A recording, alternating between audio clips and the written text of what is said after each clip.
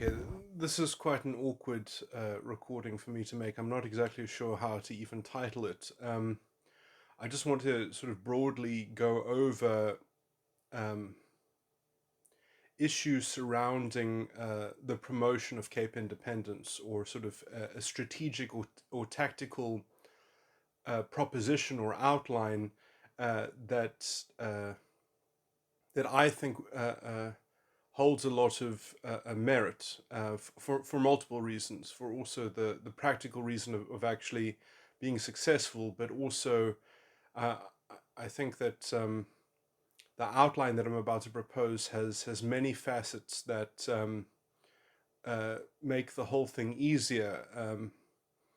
Also, in giving people a much more clear vision as to what they are, the kind of political structure that's on sort of the other side of the rainbow.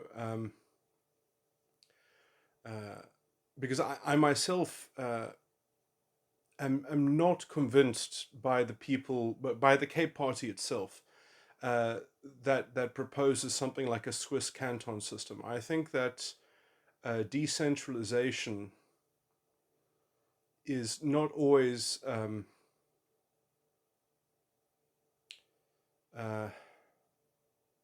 anyway, I guess I'll have to give a broad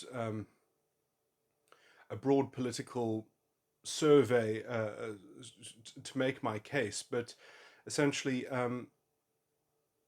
I'm very afraid of and concerned over losing the legal tradition that has been developed in the Cape. I think that the South African legal system, as an inheritor of that tradition, it is in fact the finest legal system in the world. Um, we actually have the rule of law. Other countries, I believe, can't even be said to contain the rule of law for various reasons.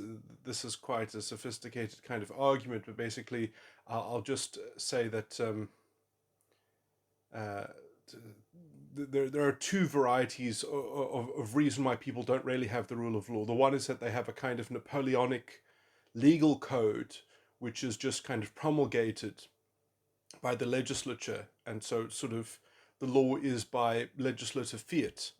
It's just invented. Um, what your community says is the law becomes the law. It's just like kind of sociological enforcement of morality. And so you lose, I think, the substantive cohesion which we have in this country because of essentially the substantive law being supplied by a complete set of principles and legal spheres, and how those legal spheres are understood to relate to one another. Um, in a system that can have law discovered within it, in terms of the common law can investigate and discover that there is an extension to the already existing principles, but in principle the law is complete. And then America, for instance, doesn't have the rule of law for a kind of similar reason, in that the substantive law in America is never fixed. It's invented and repromulgated by the legislative branch of government. So law is an invention. Now, you can kind of have the best of both worlds, which I think was essentially inculcated within the South African, in the new South African constitutional order, is that you can have the government trying to play with policy to some degree, uh, but that the law itself was complete in principle and could aid citizens to stand up against the state in terms of how the state might try to infringe on people's constitutional rights.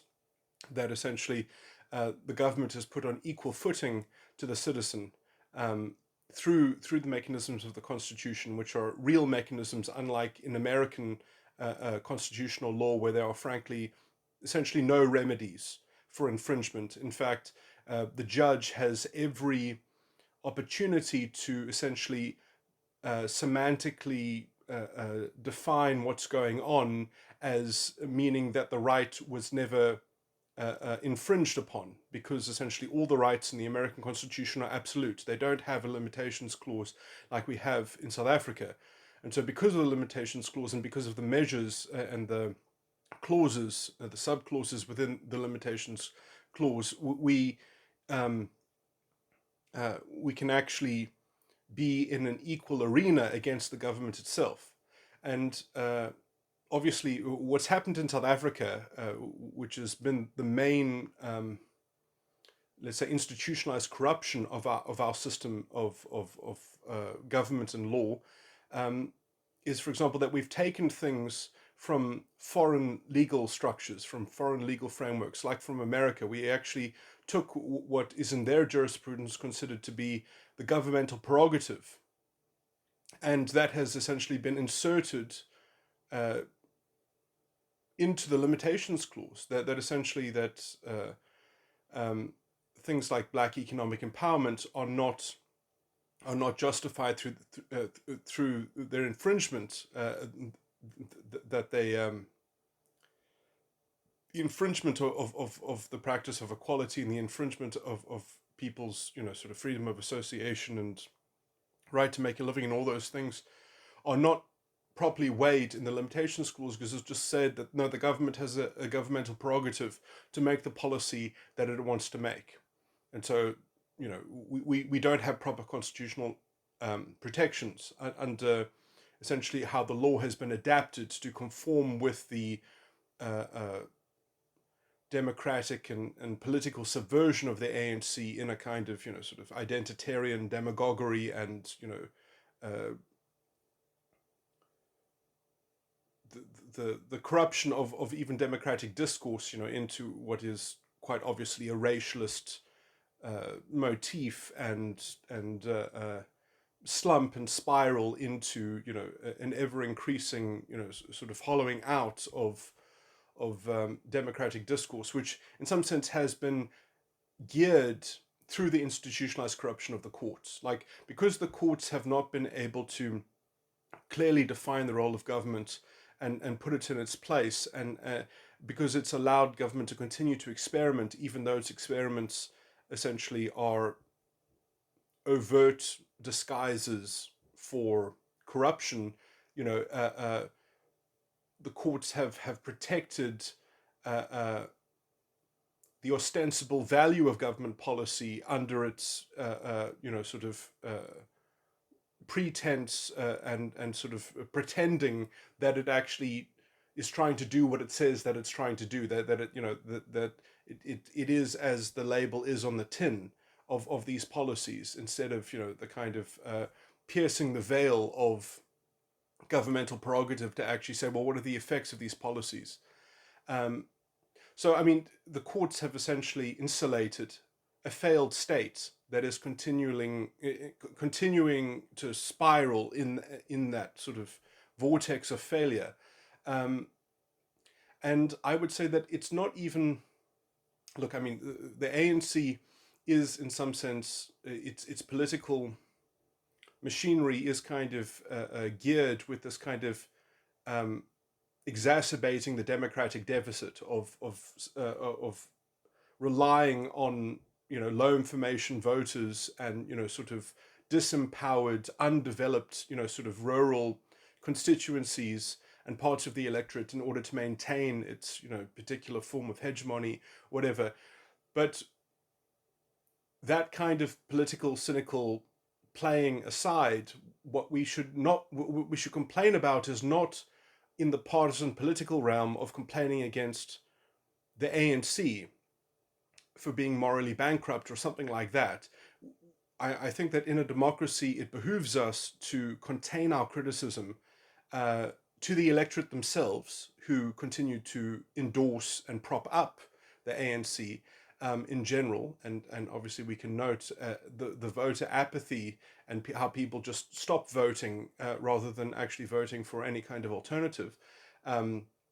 Is sort of something of a betrayal of the basic sort of rigor or structure that democracy needs to sort of be founded upon, and sort of that there is a lack of basic, let's say, democratic literacy, and we can also then comment how the ANC is uh, furthers that kind of cultural furthers a cultural investment into that democratic illiteracy, but also, we can also lay the blame, in terms of the mainstream media and journalism, which has, instead of, focusing on, making news coverage and political commentary that seeks to at least reverse this kind of democratic illiteracy, instead exacerbates it by playing into the racial politics and all that kind of stuff, which is essentially a constitutional betrayal in itself. Um, all of those issues aside, I think that the thing that we should be complaining about is the courts and the electorate. At the end of the day, if we don't hold the electorate responsible for the government, then we don't have a democracy. So we can just say that our fellow South Africans, which can roughly be shown geographically on a map or whatever, they continue to essentially undermine the constitution itself, and the courts as well have created an ostensible um, uh, intellectual cover story for this charade and subversion of democracy.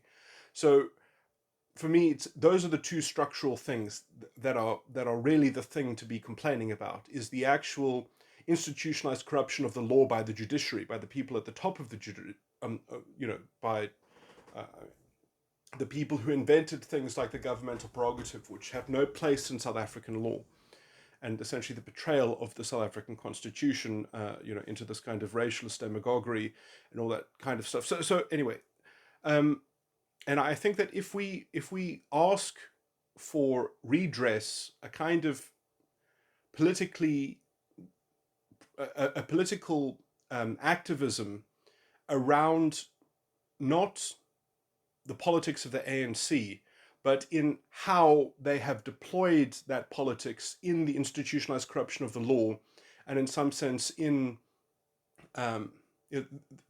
in some sense the law itself, or some of these judges appointed in the New South Africa, have clearly betrayed the Supreme Constitution. They've betrayed the values of non-racialism, but also the electorate themselves have essentially seemingly done that, at least in some parts of the country, with, if you look at who they sort of vote for. And based on those two, let's say, common cause aspects of reality, of political reality,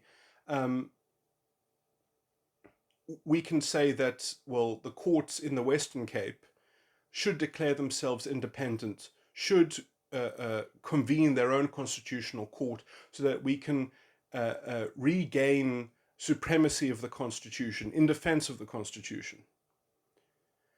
And all the contiguous areas adjacent to the territory of the Western Cape, are then offered the lifeboat of essentially of this new constitutional seat of power, or constitutional jurisdiction, which is essentially the only constitutional jurisdiction which is preserving the supremacy of the Constitution in its proper original form, in its unadulterated, unsubtracted form.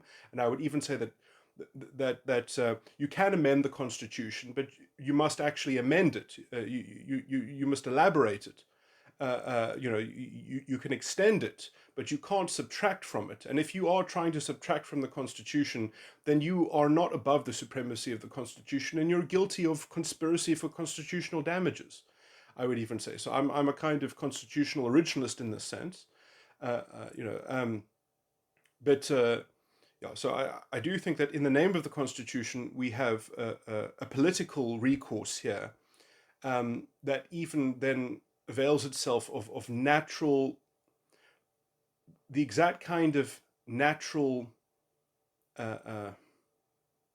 facilitation or from natural powers that flow from this kind of reordering, of having an independent judiciary that's not under the yoke of the of the since the we would have to work out how to regain and preserve a kind of of how we would set up judicial appointments from then after, because we can't be tethered to a national sphere with its dirty national politics. But anyway, and we would have natural limits on the territory of the Western Cape, therefore, because essentially, well, if there are jurisdictions that simply don't who are electorally invested in the ANC's vision of the Constitution and justice, they have already essentially betrayed the Constitution, or they never endorsed it in the first place, or essentially black nationalism has displaced whatever idea of justice or liberal rights of a properly constituted democratic order. Those are things that were just incidental to these people. They were never invested in the new South Africa in the first place, or they were led astray, or however you want to say it. It doesn't quite matter, because it's sort of an electorate must ultimately be accountable to the government, um, accountable for producing the government that it has elected. And we can say that we're just not happy to share a polity with people who essentially endorse anti-constitutional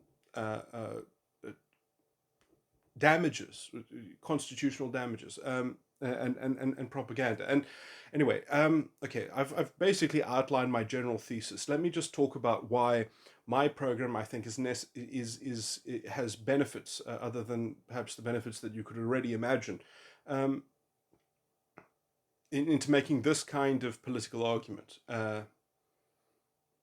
because it has a natural logic built into it as to exactly how far it should escalate and exactly how it should contain itself and not go too far. It has a kind of a sensible, it has a common sense about it, as it were. But uh,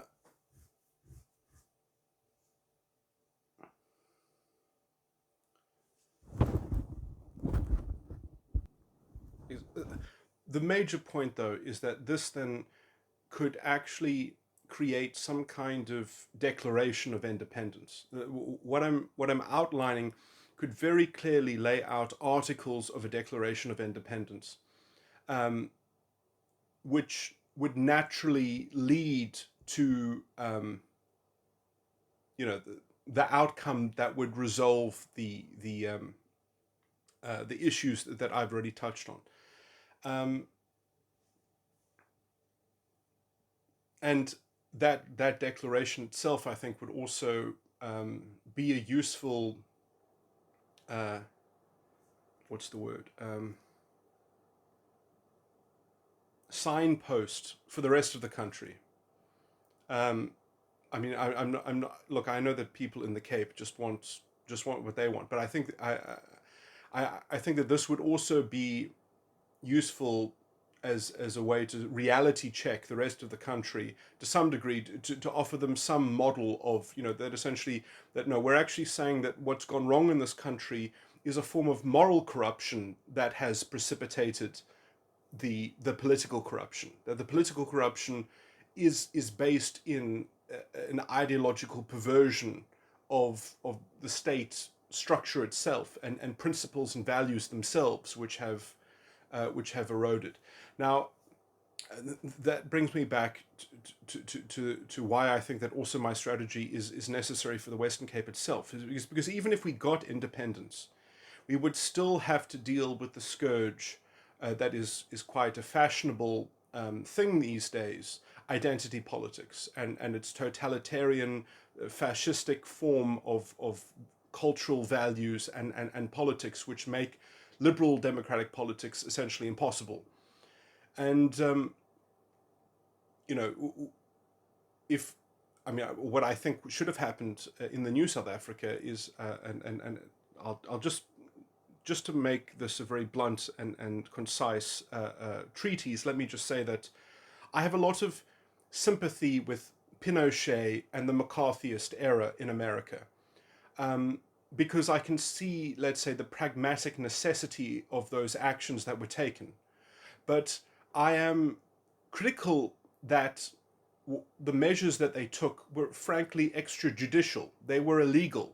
They had to break the law in order to protect their societies from infiltration and subversion and demoralization from essentially Marxist style malcontent.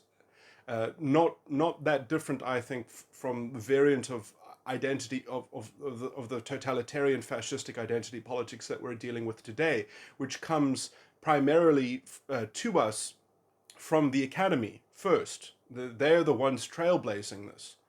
And, the idea that we have not said, well, sociology is a branch of moral philosophy, and we're not going to let you indulge in moral philosophies which are quite frankly inconsistent with the supreme law of the land, which are inconsistent with the values of non-racialism.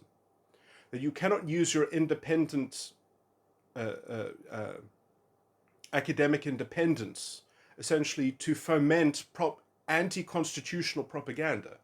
This is unlawful stuff. This stuff has constitutional damages, implicit and innate in its. Quite frankly, I mean, it's almost a naked sort of political activism. I mean, it's not even, the academic merit of this stuff is dubious at, it's hypothetical. It's almost impossible that yeah, I mean, in some sense, it's self, it hollows out the academy itself. It turns itself into a joke. It's quite hilarious. It has to turn everything into itself. It's almost like a cancer in that regard. But anyway, this stuff should have been cut out of the academy from a legal point of view, from legal challenge. Obviously, that's not going to happen when we have essentially a kind of institutional corruption of our basic values and a reinterpretation of the Constitution, where social justice has been completely reinterpreted to mean its opposite. So anyway, so we,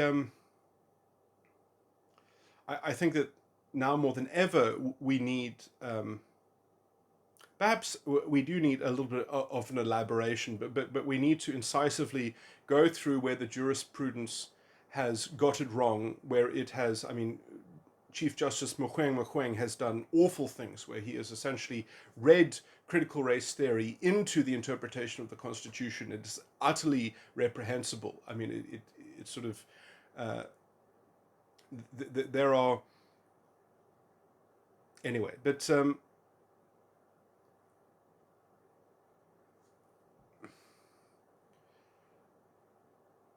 point that I was making about Pinochet and the McCarthyist era is that, I mean, people know about this in some aspects of political theory, that, you have something called the tolerance paradox, that you have to be intolerant of intolerance, otherwise your liberal order will not survive, is essentially what it boils down to. And essentially, if you don't have a sophisticated constitutional legal framework, that's capable of protecting itself, is capable of protecting its form of political discourse, then you just get natural degeneration into intolerance, which is essentially what we've kind of seen in the South African institutionalized corruption. Okay, so I think that, in some sense, I think that this whole identity politics ideology, America deserves to suffer through this, because the American system itself, anyway, it works quite differently. I don't want to be too critical of America, but I think that in some sense, it was designed in some sense to subvert America, and it shouldn't have been able to subvert South Africa, but it has because of, let's say, the political opportunism of the elites that happen to be in power. So we have caught this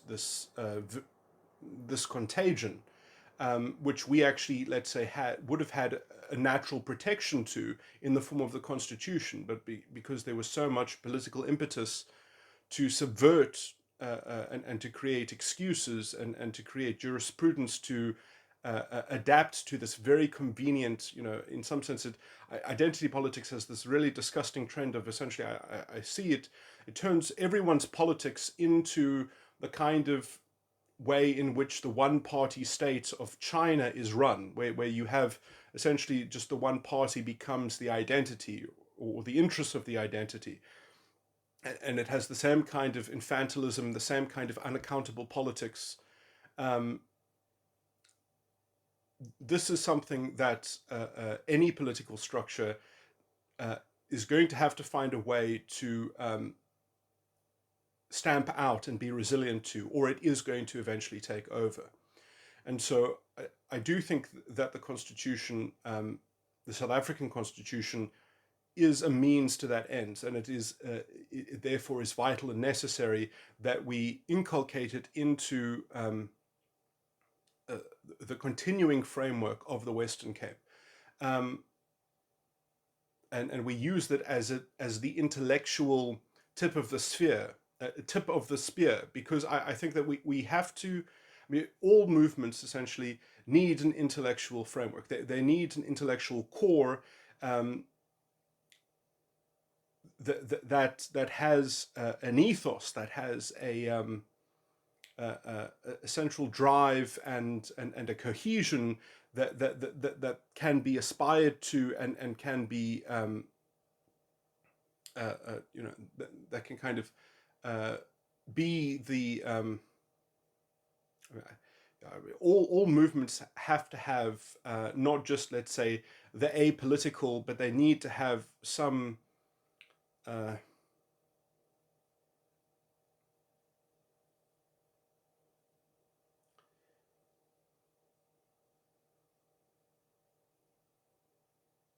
specialized apologetics attached to it.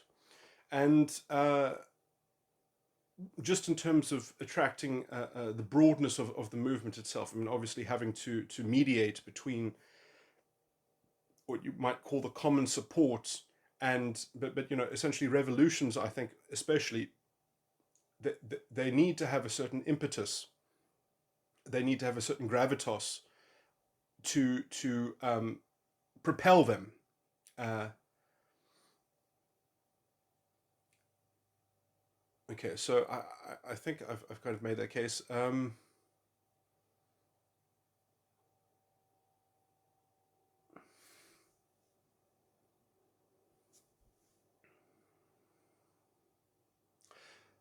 I can also make some other sort of general points of worry and concern that if we don't stick to something like a liberal democratic order, uh, if we have something like a Swiss canton system, I think that uh,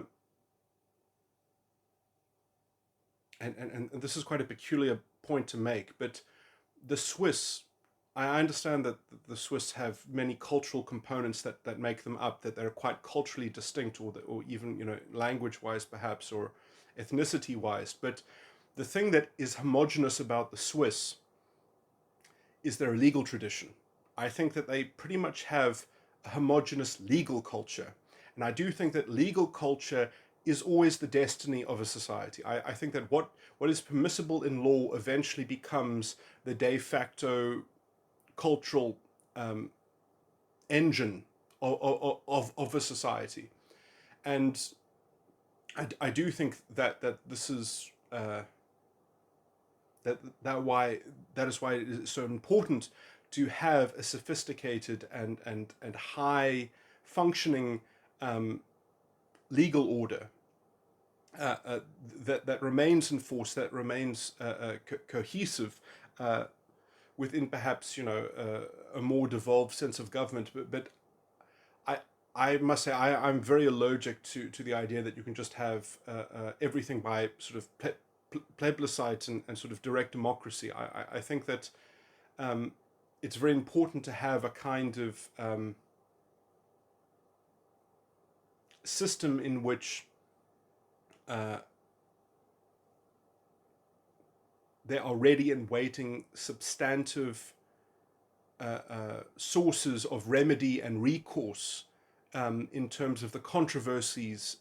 I mean, that one gets into, into or the potential controversy, because without that level of sophistication, I think we lose the fruit of any progress that we've ever had in terms of civilization and society.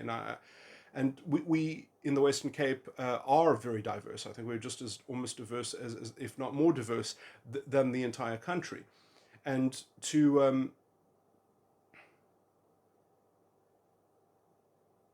I do think that the Western Cape would be prone to a kind of balkanization, specifically on the level of the legal system fragmenting. Um, and the yeah, so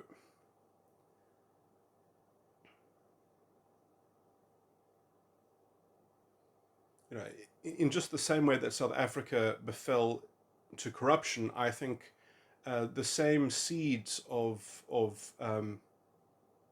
let's say group relativism and partisan political, sort of cultural entrenchment into a kind of identity politics is just as easy to flower in independent Cape country or state of the Cape than exactly what happened in South Africa.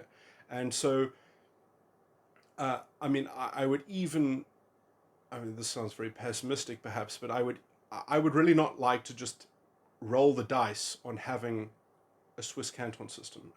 To me, the rule of law and the substantive state of the law,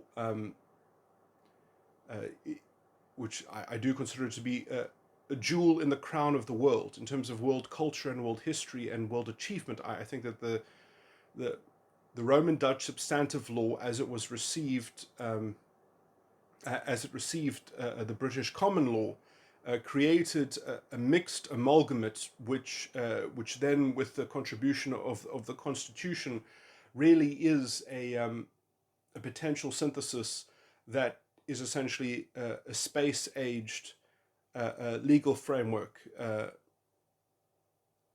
and I think to squander that, especially with the kinds of at least the immediate even existential problems and challenges that I can anticipate already. I mean, what is to stop Patricia de Lille from, if the Cape became an independent country, what is to stop uh, Patricia de Lille from leaving the ANC and coming back to the Western Cape and redeploying all of the tricks of tone policing that she has learned, in her sort of role as a kind of as one of the contingent of uh, of these kinds of the style of authoritarian, sort of infantilism and moral, um, a kind, it's almost like this kind of dark art of using the language of morality to disguise, a form of um, unaccountable politics. Anyway, I'm sort of repeating myself too much now, but there are a lot of ways in which an independent Cape could internally destabilize, never mind, let's say, the vectors of potential. I mean, who's to say that even if we got independence, that we wouldn't be riddled with some form of revenge, uh, strategy or sort of tactical uh,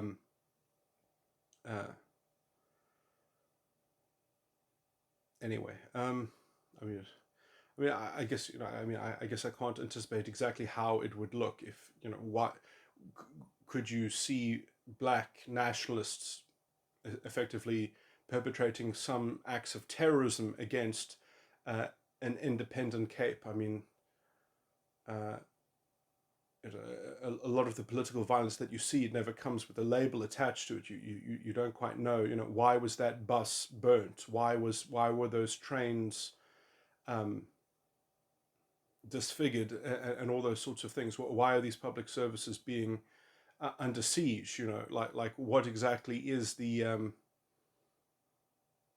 I mean, a lot of that kind of disruption in the Western Cape, I've always thought was essentially significant of some kind of, well, it's the only province that isn't controlled by the ANC. Is that not itself perhaps some kind of a kind of ideological tax? Anyway, but if they wanted to be slightly clever about it, perhaps they wouldn't just come in and try to destroy things. Perhaps they would come in and just try to fund people in their, let's say, toxic, identitarian, sort of political aspirations, just to create a kind of divisive politics, which implodes.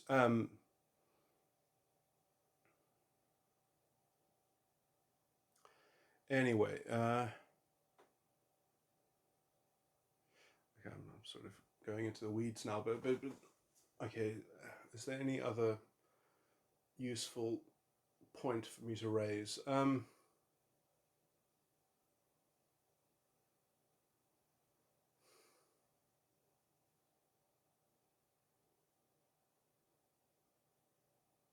Yeah, I mean, I'll just say practically, the DA in the Western Cape um, does what it can and is competent, but in some sense, if the Cape were to be completely independent, the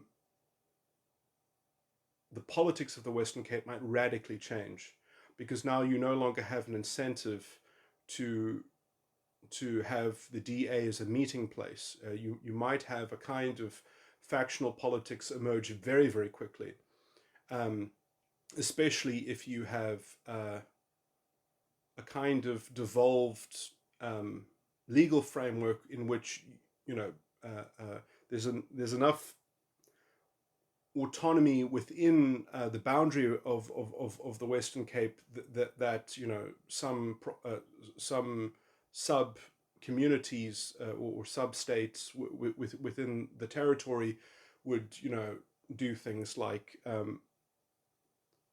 group redistribution based on racial stuff or which I mean perhaps that sounds a bit alarmist, but it's not beyond. I mean, in some sense, I'm more worried about other things. I'm worried about things where people go on a journey to make themselves a completely different ideological sort of identity within the structure, where people start imposing Sharia law, and you start seeing honor killings, and people can't, girls don't attend school in some of the in some of these Swiss style cantons. Is that really, you know, uh, is that something really worth fighting for? I mean, in some sense. I mean, so the pragmatic argument for independence from the rest of South Africa uh, is seems obvious and compelling, but just how easy it is to reproduce the same kind of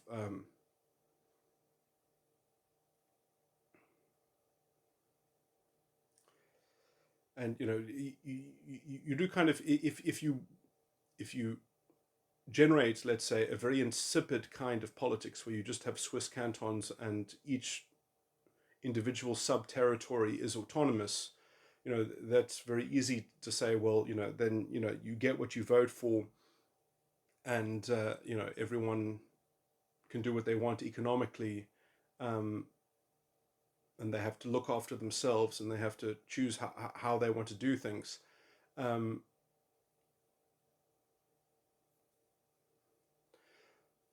you don't get the kind of, I mean, I know that, government, centralized government is certainly,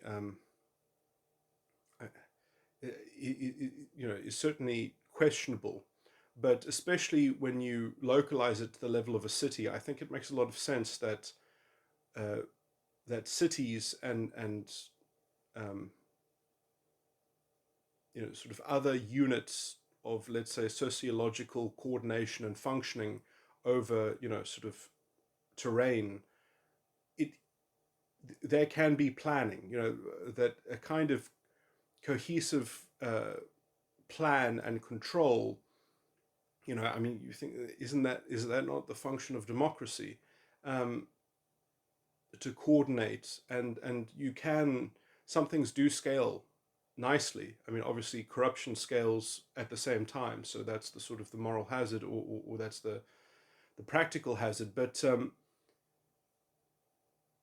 I do think it's worth having a shared political identity, uh, in which things can be achieved on that scale of the collective, um, because that's also how the collective communicates about itself, with itself, to its constituent component parts and members, and producing a forum in which there can be uh, bad trade-offs and a history that is emerging, and it is a reflection of a people, and perhaps of their political faults and things like that. But I think that it's a dialogue that's worth having, rather than just shutting it off and just saying, very decentralized, direct control of everything, because then there's no moral hazard, because we don't expect people to coordinate over large expanses of terrain.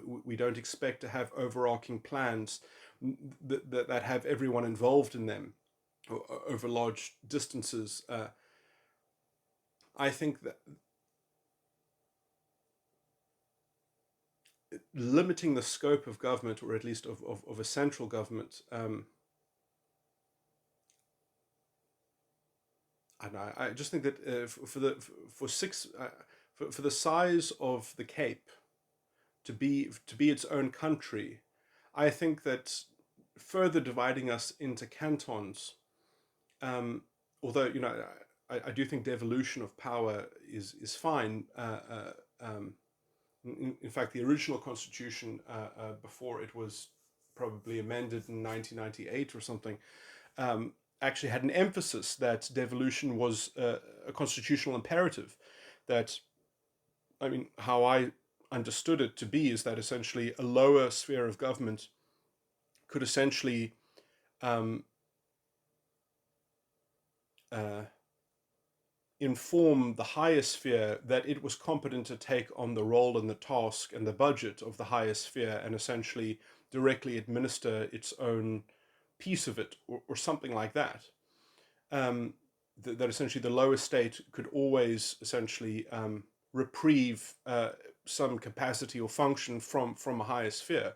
That as soon as it was competent to do so, it could essentially, you know, obviously that there should perhaps be some kind of mediation or exception, if, depending on the nature of certain programs that are being administered on certain spheres, or something like that.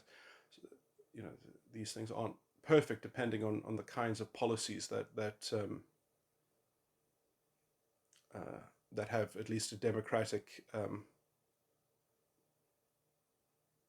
uh,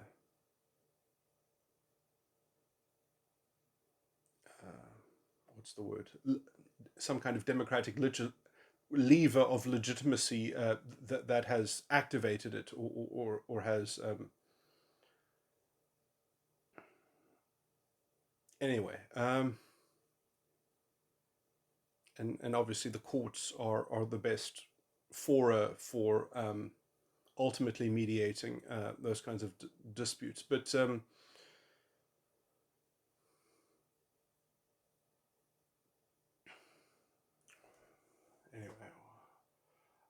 I guess I'm just saying that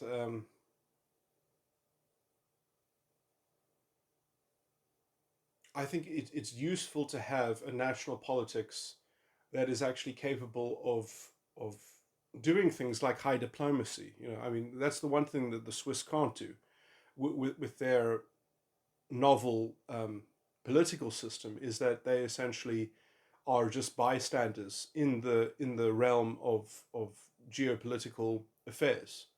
You know, um,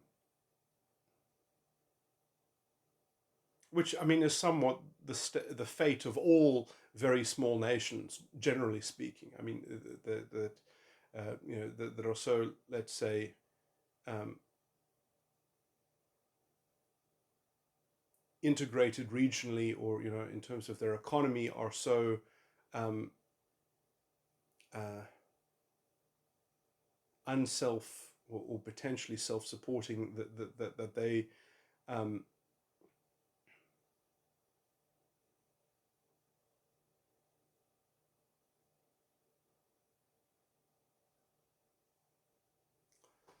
anyway. I'm talking about a lot of just weird things, but I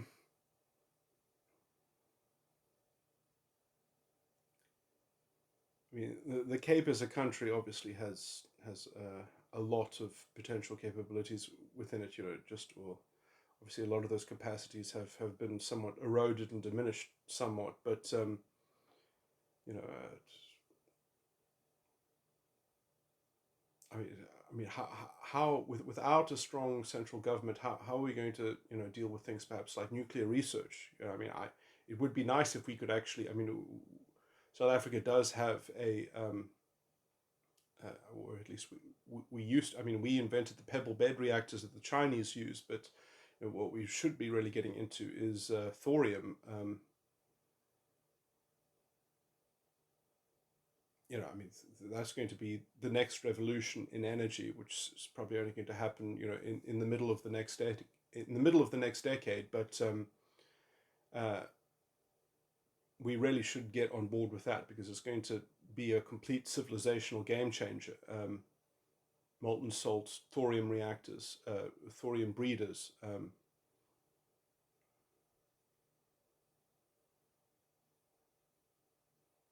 Anyway, I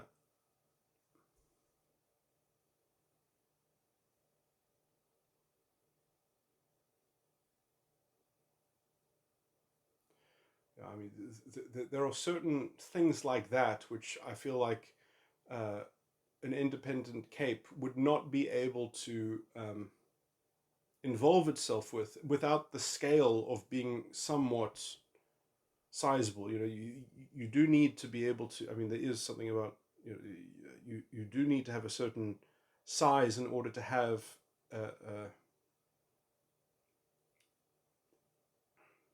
a so I'm just trying to think of the word, a large enough bureaucracy that can cope with the kind of sophistication to have like a nuclear regulator and things like that. Um,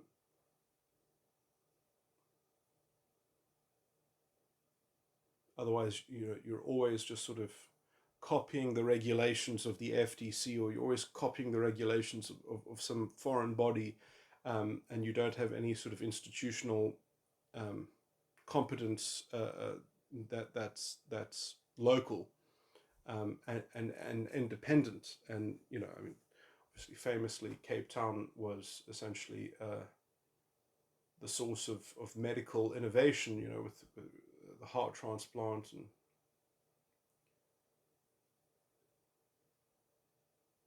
also a lot of genetic science. But anyway,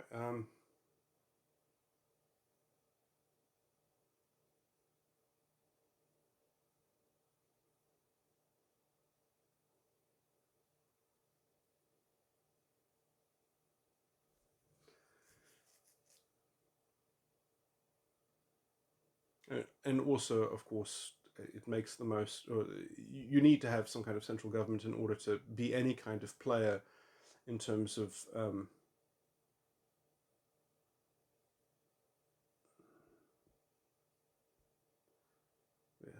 Anyway, there was a lot of arguments around the responsibility of South Africa to maintain a proper defense force, just that it's capable of having some influence over African countries, so that it isn't perhaps just completely overrun by Chinese or Russian or foreign,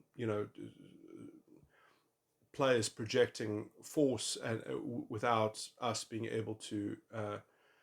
When if a country needs help for whatever reason, the only countries that are able to give them any kind of support, sort of somewhat create the field of political possibility in terms of the future of geopolitics. So, just being capable creates a different geopolitical landscape, and you need a certain amount of centralization in order to have a coordinated defense force.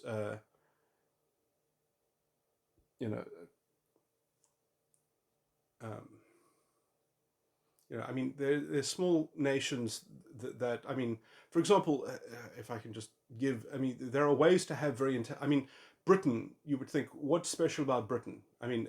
Other than its economy, essentially. Geopolitically, Britain is only significant in terms of its economy, which is very dynamic, generally speaking.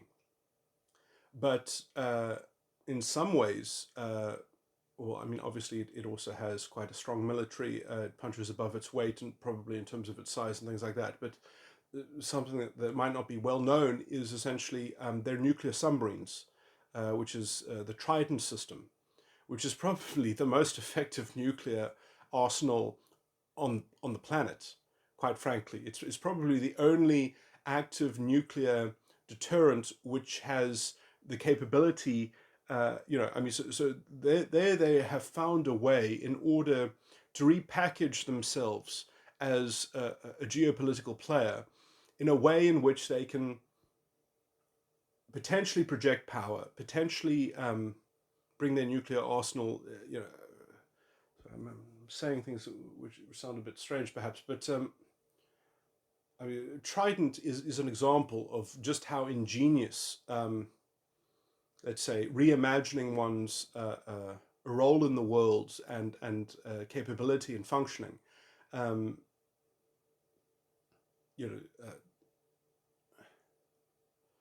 Anyway, that kind of project.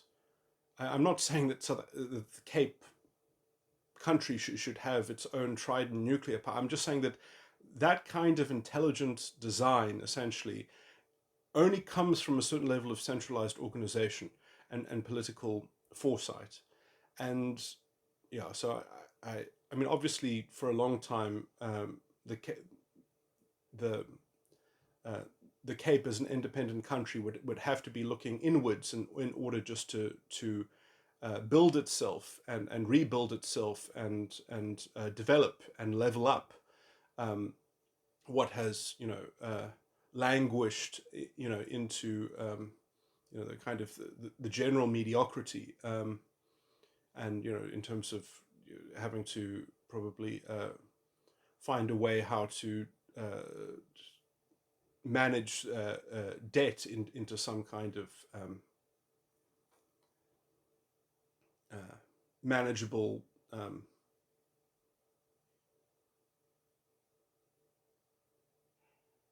anyway. Look, there are lots of modern challenges in the future, and there are also lots of opportunities, and I think that you can't be as responsive to these things, to both these challenges and these opportunities, when one gives up some level of centralized, orchestrated governance.